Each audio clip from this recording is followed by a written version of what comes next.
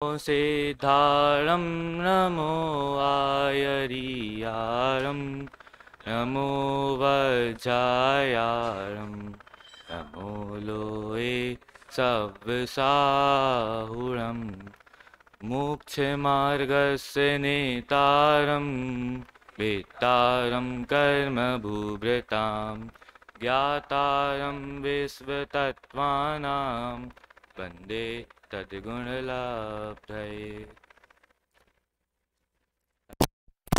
पूर्व ही 10 लक्षण महापर्व की पावन बेला चल रही थी। हम सभी के वह पावन बेला बहुत ही आनंदमय निकली।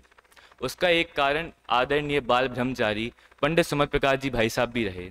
क्योंकि हमने उनके माध्यम से दोनों समय अप्रभावी ज्ञायक ध्रुव तत्व के विषय में चर्चा सुनी। उसी अप्रभावी ज्ञायक ध्रुव तत्व का अनुभव, उसकी अनुभूति अर्थात आत्मानुभूति, उसका उपाय क्या है, उस आत्मानुभूति को करने के बाद हमें मिलेगा क्या, इन सब विषयों पर आज मैं चर्चा करना चाहूँगा। तो चलिए प्रारंभ करते हैं।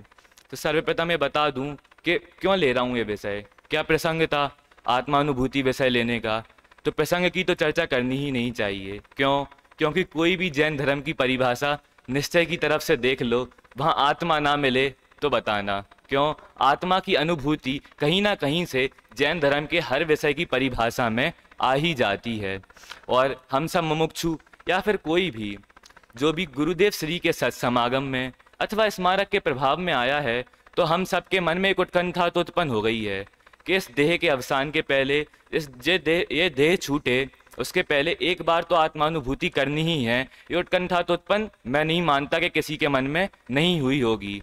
और तीसरी बात, हम सभी के उद्देश्य को तो आप जानते ही होंगे कि हमारा उद्देश्य क्या है। इन 3 कारणों से आज मैं इस आत्मानुभूति के उपाय के विषय में अपनी चर्चा प्रारंभ करता हूँ। सर्वप्रथम तो ये बता दूँ कि जो आत्मानुभूति को असंभव मानते हैं, हम सब में से तो ऐसा कोई नहीं होगा, लेकिन बहुत लोग होते हैं कि आत्मानुभूति संभव ही नहीं है। उनको तो कभी हुई नहीं, तो अपने को बचाने के लिए क्या बोल देते हैं कि आत्मानुभूति संभव नहीं है। तो उनको मैं बोल दूं कि आत्मानुभूति असंभव तो क्या, बहुत कठिन भी नहीं, बहुत तक कठिन क्या, सरल है, बहुत सरल है। दादा का उदाहरण बहुत प्रचलित है इस विषय में, आप सभी ने सुना ही होगा। एक बार बोलूँगा आपको भी याद आ जाएगा। वो कहते थे कि आत्मानुभूति इतनी आसान है, इतनी आसान है कि चाय बनाने जितना आसान काम है। सही ना?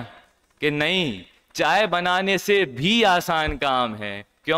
बहुत ही सुंदर तरीके से इसका विवेचन वो किया करते थे। वो बताते थे कि 3 बजे चाय पीने का टाइम हो गया, दोपहर में गाड़ी में बैठे हैं, हाईवे पे 3 बजने वाले हैं, 5 मिनट रह गए हैं, चाय पीनी है। 50 किलोमीटर आगे कुछ नहीं है, 50 किलोमीटर पीछे कुछ नहीं है, लेकिन चाय तो पीनी ही पीनी है। तो हमें वहाँ चाय बनानी पड़ेगी। वहाँ चाय बनाने के लिए क्या क्या चाहिए? स्टोव चाहिए, गैस चाहिए, और चाय पत्ती, दूध, पानी सब चाहिए। इतना सब चीज़ें चाहिए, अरेंज भी नहीं हो पाएंगी। तो हमने सोचा कि बहुत स्पीड में गाड़ी भगाते हैं, 50 किलोमीटर पार कर लेंगे, लेकिन 5 मिनट में तो नहीं हो पाएगा। हमारा समय तो निकल ही गया ना। कितना कठिन काम है चाय बनाना। लेकिन अगर एक मुनिराज को, अभी ये दोपहर के 3 बज रहे थे, रात के 2 बजे आत्मानुभूति करनी हो, जंगल में के बीचों बीच बैठे हो, हजारों किलोमीटर आगे कुछ नहीं हो, हजारों किलोमीटर पीछे कुछ नहीं हो, तो आत्मानुभूति करने के लिए मात्र क्या चाहिए? क्या चाहिए? आप सभी की आवाज सुनाई दे रही है कि आत्मा चाहिए। आत्मा चाहिए नहीं, आत्मा तो मैं खुद हूं, मुझे किसी और की आवश्यकता नहीं है। और जिस चीज में किसी और की आवश्यकता ना हो, वो जो चीज स्वाश्रित हो, वह चीज सबसे आसान काम होता है। कोई भी पराश्रित काम लौकिक में भी हम देखें, हमें किसी से पढ़ना हो, टीचर ही ना आए तो हम नहीं पढ़ पाते। किसी दोस्त से पढ़ना हो, मना कर दे, हम नहीं पढ़ पाते। लेकिन हमें वो विषय आता हो, हम एक बार पढ़ने बैठे, स्वाश्रित है, तो हमें किसी की आवश्यकता नहीं है, बहुत आसान काम है। पराश्रित विषय, पराश्रित चीज जो हमें करनी हो, वो तो कभी असंभव संभव हो पता नहीं, लेकिन जो स्वाश्रित है वो हमेशा संभव होता है और सरल भी होता है। अभी उदाहरण के माध्यम से समझा दिया कि आत्मानुभूति इतना सरल काम है कि चाय बनाना उससे ज्यादा कठिन है। अब ठीक है, मान लिया चाय बनाना कठिन काम नहीं है, चाय बनाना कठिन काम है और आत्मानुभूति करना सरल काम है। लेकिन अभी प्रवचन खत्म होंगे, चाय तो जाके पी लेंगे, चाय तो रोज बन रही है। लेकिन आत्मानुभूति रोज तो क्या, एक बार भी नहीं हुई। तो अगर चाय बनाना सरल काम है तो फिर चाय बनाना कठिन काम है और आत्मानुभूति सरल काम है, तो वो हो जानी चाहिए ना, तो क्यों नहीं हुई? तो मैं प्रश्न पूछता हूं, प्रयत्न क्या किया, उसके उपाय के लिए क्या किया? तो हम सब में से कोई एक हाथ उठा के बोलेगा कि कैसी बातें कर रहे हो, घंटों घंटों मंदिर में बैठकर आदिनाथ पर उपयोग केंद्रित किया, महावीर भगवान पर उपयोग केंद्रित किया। तो मैंने पूछा तो क्या हुआ, हुई कि नहीं हुई? क्यों नहीं हुई? क्योंकि आत्मानुभूति आत्मा का काम है और आदिनाथ भगवान पर हैं। अगर उन पे उपयोग लगाओगे, महावीर भगवान तो पर हैं, उनमें उपयोग लगाओगे, माना तीर्थंकर हैं, उनसे हमें ये सब मिला है, उनसे ही हमें इन सब चीज के बारे में पता चला है, उनसे ही हमें इन सब का ज्ञान हुआ है। लेकिन अगर आत्मा का अनुभव करना है तो उसके लिए आत्मा में कुछ कार्य करना पड़ेगा। लेकिन भगवान तो पर हैं, उनमें उपयोग केंद्रित करता रहा, तो क्या हुआ कि आदिनाथ का ध्यान हुआ, महावीर का ध्यान हुआ, लेकिन आत्मा का ध्यान नहीं हुआ। तो क्या क्या करा उसने? उसने सोचा कि अपने से तो कुछ नहीं हो पाएगा, किसी की गाइडेंस चाहिए। किसी की गाइडेंस के लिए एक आश्रम गया। आश्रम समझते हो ना? आश्रम गया, 10 लोग लाइन से बैठे थे वहां पे, एक गुरुजी खड़े थे, उन्हीं लाइन में वो भी जाके बैठ गया। गुरुजी ने उनसे बोला कि एक काम करो बेटा, रीढ़ की हड्डी बिल्कुल सीधी कर लो, नाक की नोक पर ध्यान लगाओ और बिल्कुल ध्यान से देखो कि श्वास आ रही है, श्वास जा रही है, छाती पर चक्कर बन रहा है, पेट पे चक्कर बन रहा है, सर पे चक्कर बन रहा है। वो चक्कर बनाता रह गया, लेकिन आत्मानुभूति हुई कि नहीं हुई? क्यों नहीं हुई? कि रीढ़ की हड्डी सीधी करने में उपयोग लगाया, नाक की नोक पर उपयोग लगाया। तो भाई साहब ये तो शरीर है, और शरीर क्या है? पर द्रव्य। और जैन धर्म का काट्य सिद्धांत, जिससे हम सब अपरिचित नहीं हैं, कि एक द्रव्य दूसरे द्रव्य का कुछ कर नहीं सकता। ये अकर्तृत्व जैन धर्म का अकाट्य सिद्धांत कहता है कि शरीर में ही करते रहोगे तो शरीर में कुछ होगा, आत्मा में कुछ नहीं होगा। शरीर में उसने क्या किया? नाक की नोक पर उपयोग लगाया, रीढ़ की हड्डी सीधी करने में उपयोग लगाया। तो दादा कहते थे बेटा, नाक की नोक पर उपयोग लगाओगे तो नाक का ध्यान होगा, आत्मा का ध्यान नहीं होगा, क्योंकि ये तो शरीर की क्रिया है। उसने सोचा चलो ठीक है, ये सब शरीर शरीर चिल्ला रहे हैं, इसको छोड़ो, एक काम करो, एक आसन पे बैठते हैं घर पे आके। आश्रम में तो कुछ काम बन नहीं रहा, घर पे आया, आसन जमाया, बैठा और घंटों घंटों नमोकार मंत्र का जाप किया। सोचा भाई साहब ये सब लोग बहुत महिमा गाते हैं, कोई भी विद्वान आता है, मैंने भी प्रवचन चालू करने के पहले नमोकार मंत्र पढ़ा, इसकी इतनी महिमा है कि कुछ काम करते नहीं। मुनिराज हर चीज में नमोकार मंत्र पढ़ते हैं, हम हर चीज में नमोकार मंत्र पढ़ते हैं, कुछ करो नमोकार मंत्र नमोकार मंत्र। तो उसने सोचा इसकी बहुत महिमा है, इसका पाठ करो तो हो सकता है आत्मानुभूति हो जाए। तो उसने क्या किया? इसका पाठ घंटों किया, दिन बीत गया, रात बीत गई, ऐसे बहुत समय बीत गया, लेकिन आत्मानुभूति हुई कि नहीं हुई? इसका भी कारण क्या है? कि एकमात्र कारण है, बहुत गंभीर बात है, कि बोलना तो किसकी पर्याय है? पुद्गल की पर्याय है, पुद्गल की भाषा वर्गणा की पर्याय है। वरिष्ठ वालों ने पढ़ भी रखा है, भाषा वर्गणा तो पुद्गल की पर्याय है। शरीर की तरह पुद्गल भी पर है, तो पुद्गल में काम करने से क्या होगा? कि पुद्गल तो पर है, तो आत्मा में कैसे आत्मा की अनुभूति होगी? पुद्गल में कुछ कार्य करने से आत्मा की अनुभूति नहीं होती। इतना सुनने के बाद, इतना सब करने के बाद उसको एक ख्याल आता है कि चलो प्रवचन में जाके तो बैठ ही जाते हैं, प्रवचन चल रहे हैं, कुछ बन नहीं रहा अपने से, तो प्रवचन तो सुन ही लो। प्रवचन में आया, सुना कि एकमात्र विचारणीय कौन है? मैं आत्मा हूं, मैं ज्ञाता दृष्टा हूं, बस यही एकमात्र विचारणीय है। तो वापस घर गया, घर जाकर उसी आसन को जमाया, वही आसन जमाया, उसी आसन पर फिर से बैठ गया, बैठा, सोचने लगा। क्या सोचा?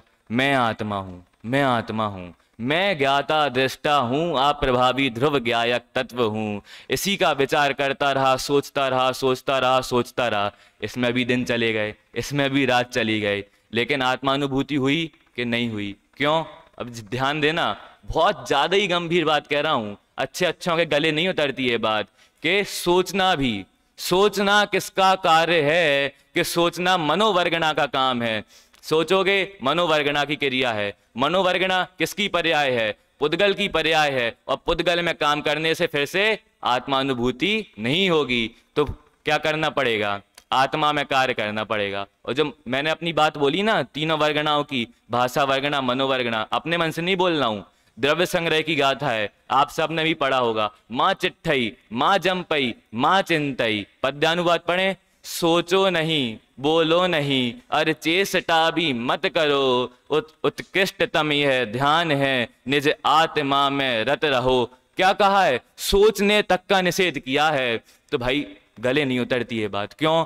क्योंकि भाई सोचेंगे नहीं तो करेंगे क्या? कुछ होगा नहीं तो कैसे करेंगे? आत्मानुभूति करने के लिए कुछ करना तो पड़ेगा ना, कि नहीं यही बात तो समझ में नहीं आती। वो अब इन सब कार्य करेगा, ये सब कार्य करने के बाद किसी विद्वान के पास जाएगा, विद्वान से पूछेगा कि बताइए तो गलती क्या रह गई। चले ठीक है, ये सब कार्य मैं गलत कर रहा था, तो आप बता दीजिए क्या करूं, कुछ तो होगा करने लायक। अभी भी क्या सोच रहा है वो? क्या करूं? अभी भी ये नहीं सोच रहा कि कुछ करने से नहीं करने से आत्मानुभूति होती है।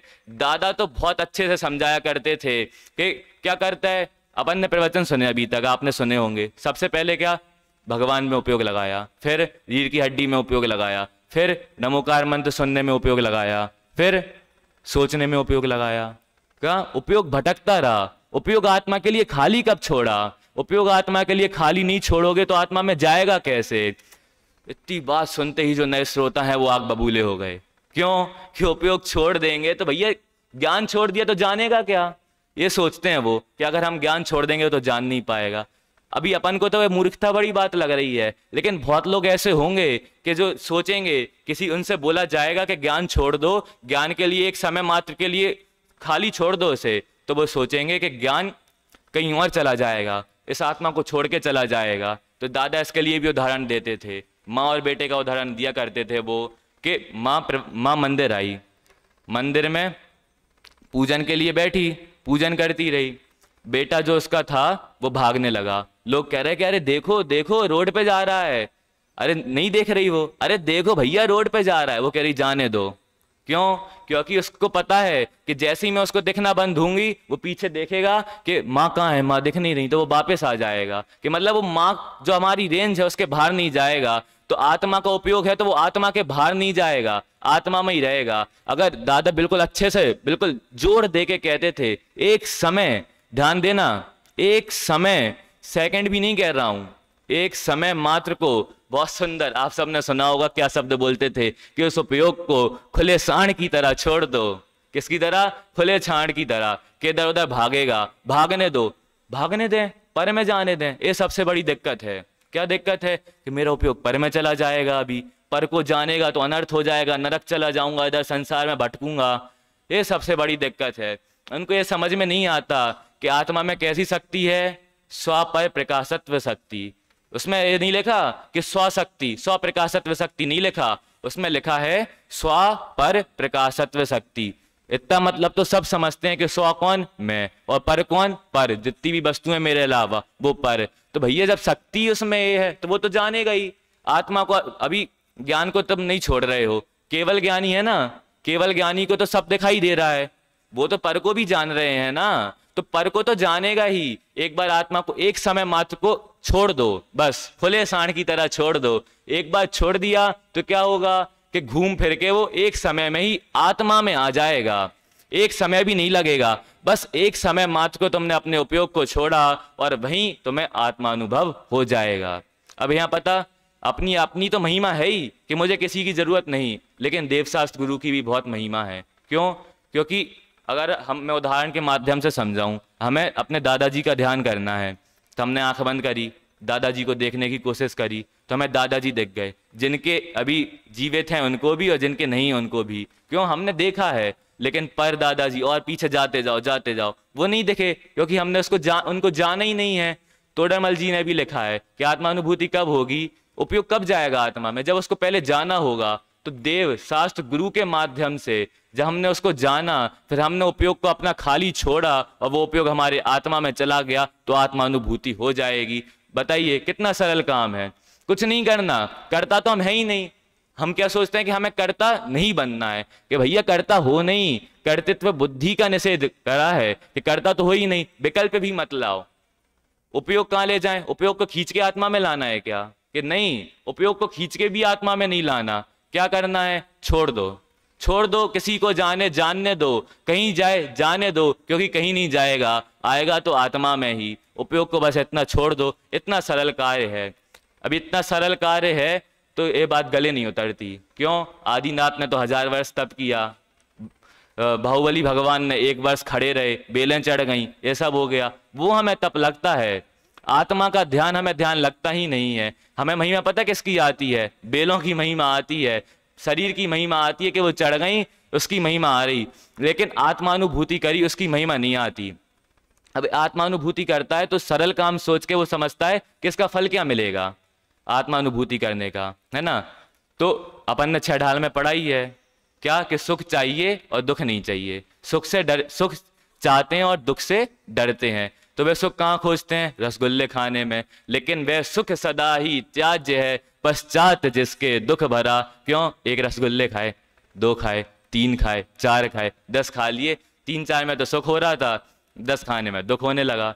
लेकिन आत्मानुभूति का जो अतीन्द्रिय आनंद है, अगर उस आनंद का सुख होगा तो सुख ही रहेगा, उससे दुख नहीं होगा। पता कैसा? 6 ढाला की पंक्तियां किसी को याद आ रही हैं? इन चिंत निज में थिर बहे, तिन अखत ज्यों आनंद लह्यो। क्या? कि अपने आत्मा में थिर हुए, अपने आत्मा में उपयोग लगा तो कैसा आनंद हुआ? कि अकथ्य आनंद हुआ, कहा नहीं जा सकता। ऐसा आनंद हुआ कि इंद्र नाग खगेंद्र अहमेंद्र ते ना ही गयो। इंद्र को, नागेंद्र को, जिनको हम बड़ा बड़ा समझते हैं ना, उनको भी ऐसा आनंद नहीं होता जैसा सम्यक दृष्टि जीव को एक बार आत्मानुभूति करने पे होता है। 2 लाइन में महिमा नहीं आनी हमें। हम पार्श्वनाथ भगवान को उदाहरण देखें, मुनि पार्श्व पे कमट संवर देव, पत्थर बरसाए, थका जा रहा है, थका जा रहा है। मुनि पास में क्या बल नहीं था? अतुल्य बल के धनी थे, तीर्थंकर थे, चाहते तो अपनी रक्षा ऐसे ही कर सकते थे, लेकिन क्यों नहीं कर रहे थे? क्योंकि उन्हें शरीर से मतलब ही नहीं। तुम शरीर को जो करना है करो, मैं तो अपने आत्मा के आनंद में लीन हूं, मैं तो उसका भोग करूंगा, शरीर की रक्षा में टाइम वेस्ट क्यों करूं? मैं तो आत्मा का आनंद का भोग करूंगा। 5 पांडव गरम आभूषण पहनाए जा रहे हैं, शरीर जला जा रहा है, लाल हुआ जा रहा है, लेकिन मतलब ही नहीं। क्यों? क्यों? कि शरीर को जलने दो, मैं तो अपने आत्मा के आनंद में लीन हूं, मैं तो उसका भोग करूंगा, मुझे और किसी से मतलब नहीं। इतना भी कम लगता है कि आनंद ही तो मिल रहा है, और क्या मिल रहा है? कुछ नहीं। तो भैया अंतर्मूर्त, 1 साल नहीं, 1 महीने नहीं, 1000 वर्ष नहीं, 1 वर्ष नहीं, से केवल अंतर्मूर्त आत्मा में अगर उपयोग स्थिर रह गया तो क्या होगा? तो केवल ज्ञान हो जाएगा कि मां इतनी महिमा है इसकी। कितनी? कि एक तो बहुत सरल काम, चाय बनाने से भी आसान काम, और दूसरा कि एक अंतर्मूर्त तक वो कर लो तो क्या होगा? केवल ज्ञान हो जाएगा, तो लोकीनाथ बन जाएंगे, परम पूज्य हो जाएंगे। तो बताइए कितनी महिमा है। इतनी महिमामान वस्तु ये आत्म अनुभूति है, तो हम भी इस आत्मा अनुभूति को प्राप्त करके जल्दी ही परम पद को प्राप्त करें, इसी मंगल भावना से।